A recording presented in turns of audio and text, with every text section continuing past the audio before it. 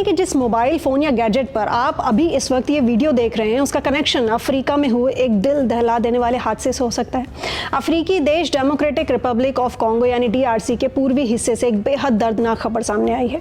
वहाँ एक खदान में हुए भयानक हादसे ने 200 से ज़्यादा लोगों की जान ले ली है। आज के इस वीडियो में हम जानेंगे कि आखिर उस खदान में क्या हुआ, वहां कोल्टन क्यों निकाला जा रहा था और इस त्रासदी के पीछे की असली वजह क्या है। तो यह हादसा DRC के हिंसाग्रस्त प्रांत रुबाया में हुआ। विद्रोहियों की ओर से नियुक्त किए गए गवर्नर के प्रवक्ता लुबुम्बा कम्बेरे मुइसा ने बताया कि यह घटना बुधवार को हुई। उस वक्त लोग एक कोल्टन खदान में खुदाई कर रहे थे, तभी अचानक जमीन धंस गई। हादसा इतना भयानक था कि लोगों को संभलने का मौका तक नहीं मिला। प्रवक्ता की माने तो भारी बारिश की वजह से जमीन कमजोर हो गई थी, जिसके चलते ये लैंडस्लाइड हुआ। जमीन धंसने से वहां काम कर रहे मजदूर मलबे के नीचे दब गए।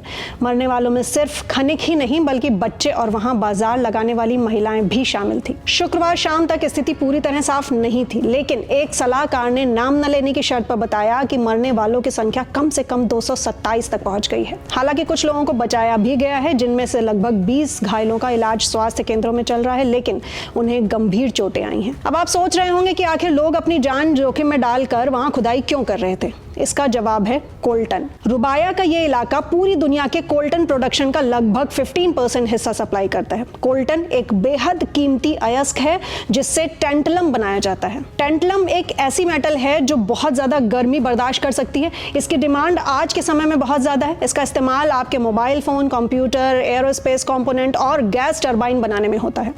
यही वजह है कि स्थानीय लोग चंद डॉलर कमाने के लिए इन खदानों में हाथ से खुदाई करते हैं और अक्सर सुरक्षा के कड़े इंतजाम ना होने की वजह से अपनी जान को जोखिम में डालते हैं। लेकिन यह सिर्फ एक प्राकृतिक आपदा नहीं है, इसके पीछे एक गहरा राजनीतिक संकट भी है।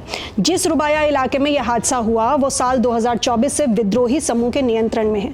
यूनाइटेड नेशंस का आरोप है कि विद्रोही संगठन AFC M23 रुबाया की प्राकृतिक संपदा और कोल्टन को लूट रहा है। UN का कहना है कि इन संसाधनों को बेचकर जो पैसा मिलता है उसका इस्तेमाल वो किशानसा की सरकार के खिलाफ जंग लड़ने और हथियार खरीदने में करते हैं। इतना ही नहीं, यह भी आरोप है कि इस पूरे ऑपरेशन को पड़ोसी देश रवांडा की सरकार का समर्थन हासिल है।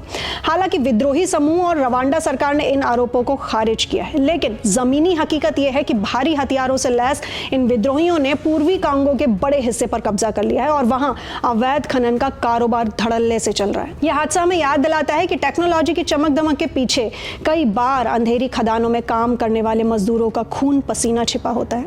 बारिश की मार, कमजोर जमीन और विद्रोहियों के कब्जे के बीच फंसे ये लोग अपनी आजीविका के लिए हर दिन मौत से जूझते हैं।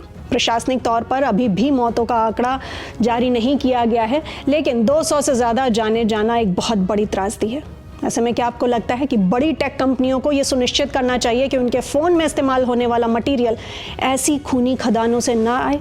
अपनी राय नीचे कमेंट सेक्शन में हमें जरूर बताएं और ऐसे ही इंफॉर्मेटिव वीडियोस के लिए सब्सक्राइब करें आई नेक्स्ट लाइव को।